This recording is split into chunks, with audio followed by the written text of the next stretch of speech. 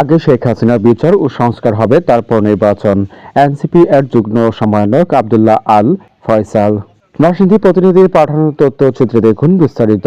National citizen party NCP এর যুগ্ম সমন্বয়ক আব্দুল্লাহ আল ফয়সাল বলেছেন, ১৫০০ ছাত্র জনতাকে খুনের পর শেখ হাসিনা পালাতে বাধ্য হয়েছে।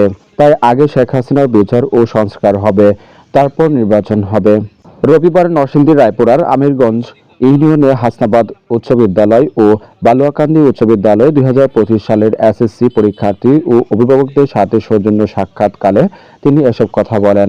নির্বাচন চাই, কিন্তু এই যে হাসিনা সরকার পড়েছে, কিভাবে পড়েছে? ১৫০০ ছাত্র জনতার হত্যার মাধ্যমে কিন্তু এই সরকার গিয়েছে, ঠিক না? আগের সরকার। তো আপনারা কি আগে বিচার চান না নির্বাচন?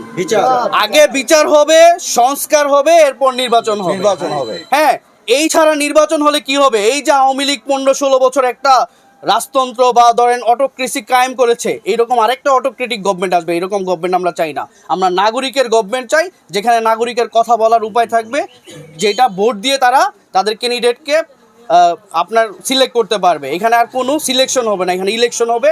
এটাই আমাদের চাওয়া, এবং এটার জন্য প্রয়োজনীয় যত রিফর্ম আছে, ইনক্লুডিং ইলেকশন কমিশনের যত রিফর্ম আছে, এইগুলো করে তারপর আমরা ইলেকশনে যাবো ইনশাআল্লাহ। না, আওয়ামী লীগকে দেশের জনগণই পছন্দ করে না। আওয়ামী লীগ এত বড় একটি রাজনৈতিক দল, সেই রাজনৈতিক দলের কেন আজকে জটিকা মিছিল করতে হবে?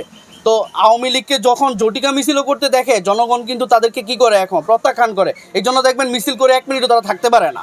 তো জনগণ কিন্তু ওদের পক্ষ নেই। এইগুলো হচ্ছে আওয়ামী লীগের ওই লোক, 2% লোক, যারা কি করছে, যারা সরকারি অফিসগুলো থেকে চুরি করছে, যারা বিভিন্ন মন্ত্রণালয়কে চুরি করছে, যারা রাস্তার টাকা খেয়েছে, ওই টাকার জন্য তাদের খাওয়া বন্ধ হয়ে গেছে। আজকে ওই খাওয়া যাতে আবার রিইনস্টেট করতে পারে, এই জন্য তারা আন্দোলন করতেছে। তারা দেশের মানুষের জন্য আন্দোলন করে না, তাদের পেট পূর্তির জন্য আন্দোলন করতেছে।